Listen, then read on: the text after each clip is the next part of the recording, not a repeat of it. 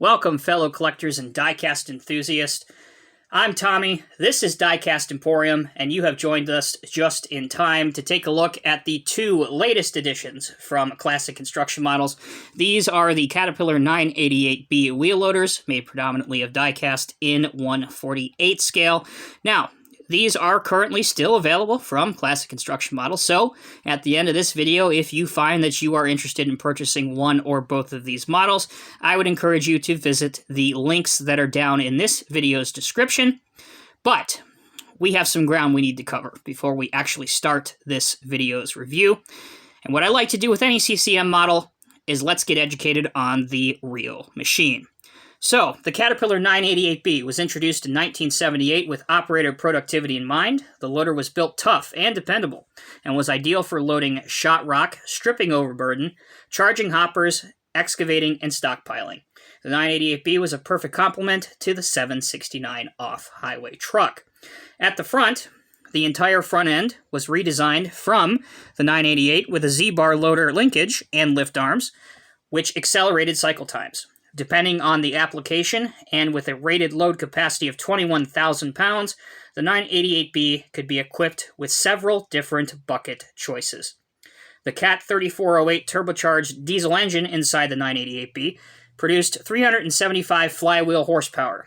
Finally, the loader came outfitted with a planetary power shift transmission, which featured 4 forward and 4 reverse gears.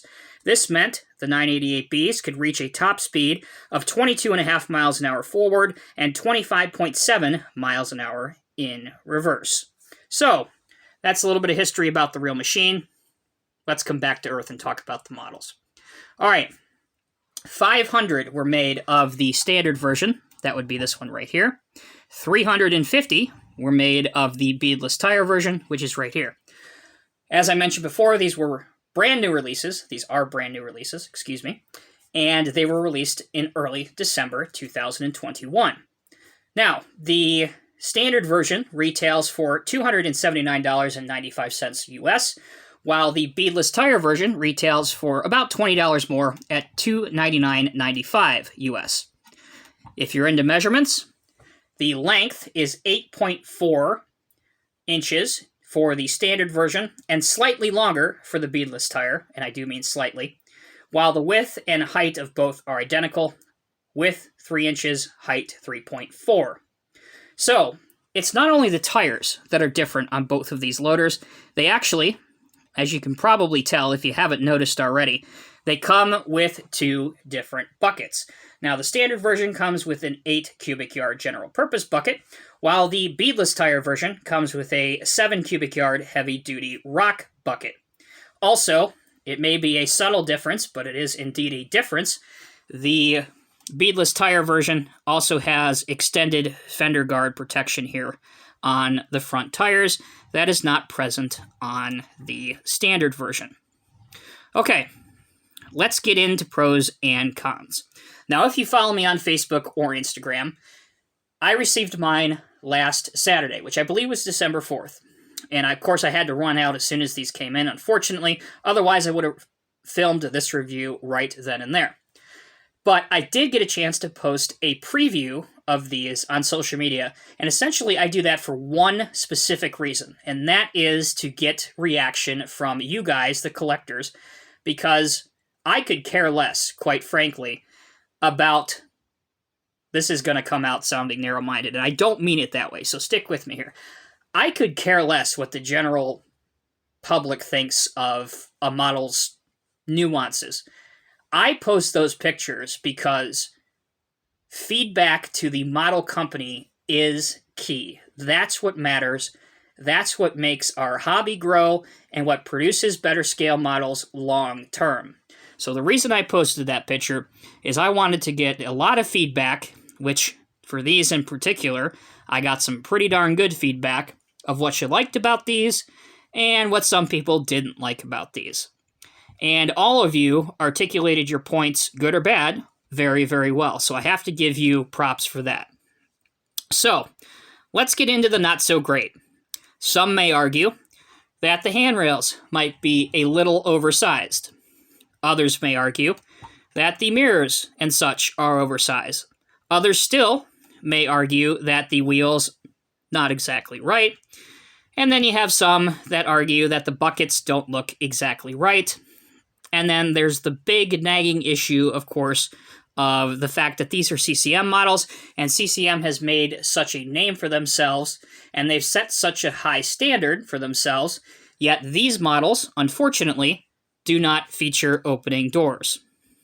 That being said, good parts of these models. Well, for CCM models, they're actually quite affordable. They're still available, and there's a decent, keyword, decent, range of functionality on both of these, particularly if you are into wheel loaders from this era, and, as I will demonstrate later on in this video, if you have a 769 off-highway truck from CCM that these were in the real world designed to be paired with, they look particularly good in the display case, on the shelf, or in your diorama. Okay, we've gone through the good, bad, and the ugly. Now, let's talk about the actual decals, the paint, and then we'll get into the functionality. So there are warning labels and decals throughout. You can see CAT here, the Pac-Man 988B logo, and the decals honestly are the same on both versions. You'll see them here, you'll see them there. But interestingly enough, the decals, the warning labels, are only on the right side of the machine. You'll see that they're not present on the left-hand side of the machine. I would assume that's how it was on the real version, but I don't know, to be honest with you. On the back, CAT is present on both of them, and here's a really high aspect that I like about this, a really large plus point, is that the engine guarding is perforated and you can see right through it. If the light hits it perfectly, you can see the mechanical components behind the grille perfectly. All right, detail accents. You have fire extinguishers. Of course, you have your lights up on top. You have your mirrors with reflected silver surfaces, as you can see. Although you can't open the door to see it perfectly, you do have a detailed interior, operator station as well, steering wheel, operator seat, and instrument panel as well. The actual wheel hubs themselves, to me, they appear to be plastic. As a matter of fact, I'm going to call them plastic. You do have some rubber hydraulic lines up here. Again, present, same place on both models. Your bucket casting, again, different for each specific model. And another high point that I like is I really do like the beadless tire shoes, if you will, the steel shoes on, obviously, the beadless tire version. I think it looks pretty darn good. So, how about functionality? Well, pros and cons here as well. The machines articulate, as any wheel loader should, but the range is somewhat limited, I would say. Without forcing anything, that's as much as you're going to get. And the range, left or right, is identical for both of my models. Okay, already mentioned the doors don't open. How about rear axle oscillation, which every wheel loader model should have? Happy to report these have it. Nothing negative to report there. Okay, how about bucket functionality and lift height? Well, mine goes up to here on the beadless tire. On the standard, mine is slightly, and I mean slightly, less of a height than the beadless tire. My assumption is that has something to do with the different style buckets and the fact that the buckets weigh slightly different, obviously. But that is the extent that mine will go, again, without forcing anything. So, let's take this one off for just a moment and put the 769 truck I promised you just a moment ago and see if it passes that test.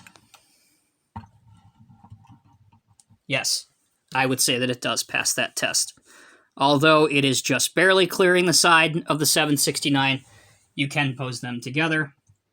Your dump angle can go there. Again, impressive. But your curl back angle, your bucket curl, at the high end is acceptable, but at the low end, at least on mine, there is almost no curl back. All right. How about on the standard? Can we get any curl back on him? Well, unfortunately, we're not going to be loading too much material in the back after we go into a stockpile. We're not going to be curling anything back in either one of these buckets. Again, a bit disappointing, but when you consider that classic construction models, at least in my opinion, take it for what it's worth, I don't use classic construction models in dioramas or really to do much of anything functionality-wise. To me, they are just meant to be eye-catching and stunning models, to which these and most classic construction models do that, and they dot the I's and cross the T's. So I would not use mine in a functionality aspect at all. So functionality to me doesn't really bother me that much, but I understand that to many collectors it does. So by measure of full transparency, I'm showing you what mine are capable of doing and what mine aren't capable of doing. That's the models. Before we go to the packaging and the serial numbers, if you want to take a look underneath, that's what the underneath looks like. Both of mine are serial 53, of course, and that's the underneath of the 988B beadless tire. Okay, packaging is all but identical for both of these. The only difference would be if this was the beadless tire box, it would say Cat 988B wheel loader beadless tire version. CCM has opted to go with the black style box for these that they've used for most of their releases recently. Obviously, for those that may be new, I realize most of you are not new, so bear with me for the new ones. You would lift up on these boxes. And for the serial number brochures, here they are. Again, identical, except that the beadless tire version is one of 350. This one is one of 500. Again, both of mine feature the same serialized number. If you want to see the back, we can do that as well. There's what the back looks like. So, that will conclude my model review on CCM's Caterpillar 988B wheel loaders, made in 1/48 scale, mostly of die-cast. What are my overall thoughts of these models? Well, to be honest with you, it can be best summed up with this. Are they the best that CCM has done? No, they're not the best that CCM has done. Not by a long shot. But they're also not the worst that CCM has done. Both of mine arrived intact. Great.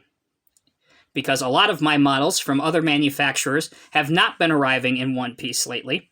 So that's a huge plus. I do like the way these models look. Particularly, again, I said this before, if you are putting them in a display case or on a shelf, these models look fantastic. To me, I could care less about what the cab looks like. I could care less that some things might be slightly oversized. I am not a rivet counter. I'm not going to take a scale model, tape out, and measure everything. But I understand some people are like that. And models at this price, maybe there should be a little bit more attention paid to getting everything exactly right. Perhaps how CCM models used to be 10, 15 years ago. I understand both sides of the argument. But for me, I'm very pleased with both of these. Again, if you don't like them, you don't have to buy them. But I hope my review helped everyone out on both sides of the grass. Thank you all so much for watching. Again, I'm Tommy with Diecast Emporium. If you haven't yet, please hit that subscribe button. I try and upload videos weekly. Until next time, take care, be safe, happy holidays, and I'll see you in the next review.